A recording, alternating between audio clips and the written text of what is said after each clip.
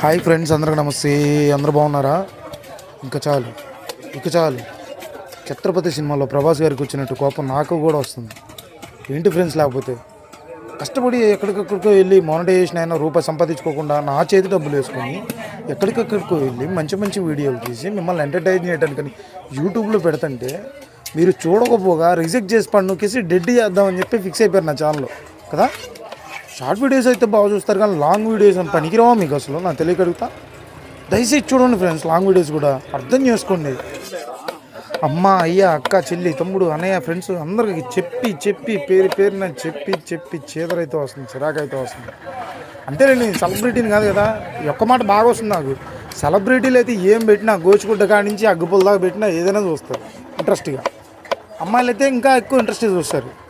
So చేపల cutting అంటే మీకు దరిద్రం. చూడరు, ఇకనైనా మాని చేపల వీడియోలు చూడండి.